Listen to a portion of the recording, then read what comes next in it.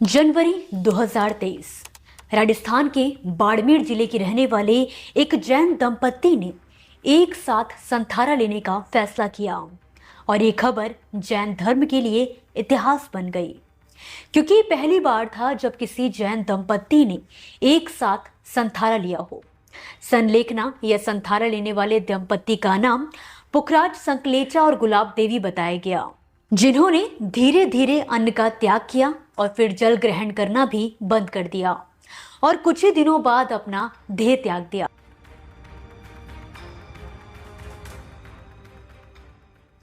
नमस्कार, आप देख रहे हैं भारतिका और मैं हूं आपके साथ पारुल यादव।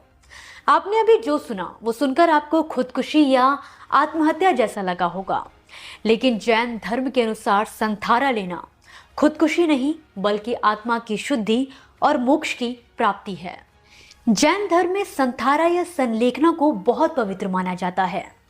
आज हम आपको इसी कड़ी में जैन धर्म से जुड़ी कुछ ऐसी ही प्रथाओं के बारे में बताएंगे जिनके बारे में शायद आपने पहले कभी सुना हो। शुरुआत संथारा से करेंगे। जैसा कि हमने आपको बताया कि जैन धर्म में संथारा का महत्व क्या है, लेकिन कोई भी व्यक्ति यूं ही अपनी मर्जी से संथारा ग्रहण नहीं कर सकता। इसके लिए जैन धर्म के धर्म गुरु की आज्ञा का होना बहुत जरूरी होता है। कहा जाता है कि केवल बूढ़े हो चुके या ऐसे व्यक्ति ही संथारा ले सकते हैं जिनके जीने का मकसद पूरा हो चुका हो या फिर जिन्हें कोई लाइलाज बीमारी हो। हालांकि कई मामलों में युवाओं को भी संथारा लेते देखा गया है, जबकि कई मामलों में घर के बुजुर्गों को जोर जबरदस्ती से संथारा लेने के लिए मजबूर किया जाता है। जैन धर्म में संथारा लेने के भी कई नियम हैं। कहा जाता है कि अगर किसी ने संथारा लिया है तो उसकी मौत पर रोने की बजाय उत्सव मनाना चाहिए। संथारा लेने वाले व्यक्ति को सभी बुरी भावनाएं छोड़कर सभी को माफ कर अपनी गलतियां मान लेनी चाहिए। जिस दिन से व्यक्ति संथारा ग्रहण करता है उस दिन से उसके आसपास धर्म ग्रंथ का पाठ और प्रवचन किए जाते हैं। कई बार इस प्रथा में इंसान की मृत्यु कुछ ही दिनों में हो जाती है, तो वहीं कई बार इंसान को देह त्यागने में महीनों लग जाते हैं। जहां जैन धर्म के लोग इसे पवित्र और आस्था का विषय मानते हैं, तो कई लोग इस प्रथा का विरोध भी करते हैं। लोगों की नजर में संथारा आत्महत्या का ही स्वरूप है, जिसके चलते साल 2006 में निखिल सोनी नाम के व्यक्ति ने संथारा के खिलाफ जनहित याचिका दायर की। साल 2015 में राजस्थान हाई कोर्ट ने इस याचिका पर सुनवाई करते हुए अपना फैसला सुनाया और इस प्रथा को गैर कानूनी करार दिया। लेकिन जैन धर्म गुरुओं ने इस फैसले को सुप्रीम कोर्ट में चुनौती दी, जिसके बाद धार्मिक मान्यताओं को देखते हुए सुप्रीम कोर्ट ने राजस्थान हाई कोर्ट के फैसले को स्थगित कर दिया और इस प्रथा को जारी रखने की मंजूरी दे दी। बाल दीक्षा। जनवरी 2023 की बात है, जब गुजरात के सूरत जिले के एक बड़े हीरा व्यापारी की मात्र 8 साल की बेटी ने अपना बचपन अपने खिलौने छोड़कर एक सफेद सूती कपड़ा धारण किया और दीक्षा लेकर 8 साल की देवांशी संघवी बन गई साध्वी दिगंत प्रज्ञाश्री। देवांशी की ही तरह जैन धर्म में दीक्षा लेने वाले बच्चों की एक लंबी कतार है। बच्चों का यह संन्यास की ओर जाना जैन धर्म में बाल दीक्षा कहलाता है। जैन धर्म के अनुसार 8 साल की उम्र के बाद कोई भी बच्चा अपनी इच्छा से दीक्षा ले सकता है, लेकिन इस पर कई सवाल उठाए गए कि आखिर 8 साल के किसी भी बच्चे में दीक्षा लेने जितनी समझ कैसे हो सकती है। वो इस उम्र में उनके लिए क्या सही है और क्या गलत, ये समझने में भी सक्षम नहीं होते। लेकिन जैन धर्म गुरु कहते हैं कि ये रस्म किसी पर भी थोपी नहीं जाती, बल्कि बच्चे हो या फिर बड़े, सभी अपनी स्वेच्छा से दीक्षा ग्रहण करते हैं। एक रिपोर्ट की माने तो हर साल जैन धर्म में करीब 400 लोग दीक्षा ले रहे हैं। अब बात आती है कि आखिर क्या है जैन धर्म में दीक्षा लेने का अर्थ। दरअसल जैन धर्म में दीक्षा लेने का मतलब है कि संसार की सारी भौतिक सुख सुविधाओं का त्याग कर अपना पूरा जीवन जैन धर्म को समर्पित कर देना। दीक्षा लेने के लिए बतौर एक समारोह या फिर कार्यक्रम का आयोजन किया जाता है, जिसमें कई संस्कार पूरे करने के बाद दीक्षा मिलती है। दीक्षा लेने के बाद व्यक्ति को 5 व्रतों का पालन करना पड़ता है, जिनमें अहिंसा, सत्य, अस्त्य, ब्रह्मचर्य और अपरिग्रह शामिल है। अहिंसा के मार्ग पर चलने वाले जैन साधु किसी भी जीवित प्राणी को हानि नहीं पहुंचा सकते। यही कारण है कि दीक्षा लेने के बाद जैन धर्म के साधु एवं साध्वी कभी नहाते नहीं हैं। इन्हें हमेशा सत्य का साथ देना होगा और सत्य ही बोलना होगा। वहीं अस्त्य से अर्थ है कि लालच से मुक्त रहना। इसके अलावा ब्रह्मचर्य का मतलब अपनी वासना पर विजय पाना और अपरिग्रह के तहत जैन धर्म से जुड़े साधु या साध्वी किसी भी भौतिक सुख सुविधाओं का लाभ नहीं ले सकते। उन्हें इनसे पूरी तरह से दूर रहना होता है। जैसे कि जैन धर्म के दो पंथ होते हैं, श्वेतांबर और दिगंबर। दोनों ही जैन धर्म के नियमों का सख्ती से पालन करते हैं, लेकिन कुछ मान्यताओं में दोनों के विचार और नियम कुछ अलग हैं। जैसे श्वेतांबर अपने शरीर को कपड़े से ढकते हैं, जबकि दिगंबर ऐसा नहीं करते। वो नग्न रहते हैं। दिगंबर का अर्थ है आकाशधारी। ये लोग आकाश या शून्य को ही अपना वस्त्र मानते हैं।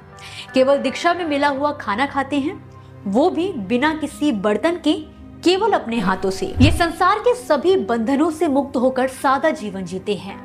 ये पूरा जीवन घोर साधना और तप करने में गुजार देते हैं, लेकिन इनके विचार काफी अलग और सख्त माने जाते हैं। इनका मानना है कि महिलाओं को मोक्ष नहीं मिल सकता।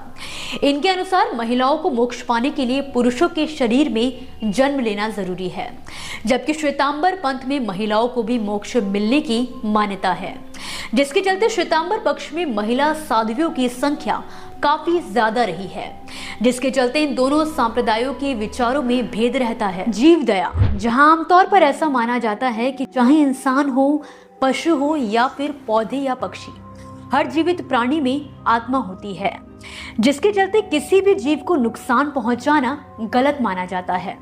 मगर जैन साधु इस बात को काफी सख्ती से मानते हैं। वो किसी भी जीव को जाने अनजाने हानि नहीं पहुंचाना चाहते।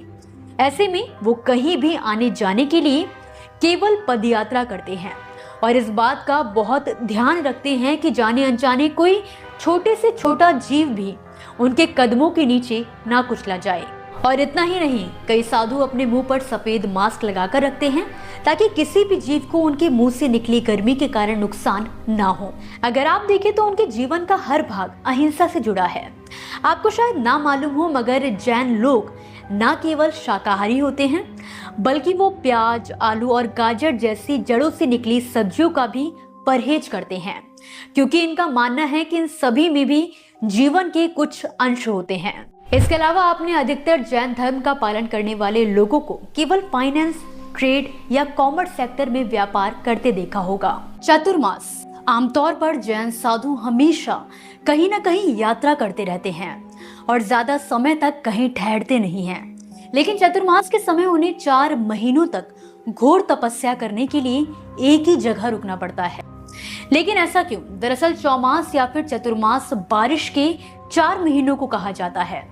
इस दौरान हमारे वातावरण में कई ऐसे जीव बाहर निकल आते हैं जिन्हें इंसान देख नहीं पाते। सड़कों पर बारिश के चलते पानी भर जाता है, जिसमें कई जीव भी होते हैं। ऐसे में अहिंसा के रास्ते पर चलने वाले जैन साधु 4 महीनों तक कहीं यात्रा नहीं करते, बल्कि मंदिरों में पूजा पाठ करते हुए बिताते हैं। ये 4 महीने उनके लिए घोर तपस्या, ध्यान और व्रत के लिए होते हैं। और इन्हीं 4 महीनों के दौरान आता है जैन धर्म का सबसे बड़ा त्योहार पर्युषण, जिसका अर्थ है एक साथ आना। पर्युषण पर्व का इतिहास करीब 2500 साल पुराना है। कहते हैं कि भाद्र मास में शुक्ल पंचमी पर भगवान महावीर ने पर्युषण का अभ्यास शुरू किया था। जहां श्वेतांबर जैनियों के लिए पर्व 8 दिनों तक रहता है, तो वहीं दूसरी ओर दिगंबर जैन इस पर्व को 10 दिनों तक मनाते हैं। इस पर्व के दौरान जैन साधु एवं साध्वी जैन समुदाय के लोगों के साथ रहते हैं और उन्हें धार्मिक मान्यताओं के बारे में ज्ञान एवं मार्गदर्शन देते हैं।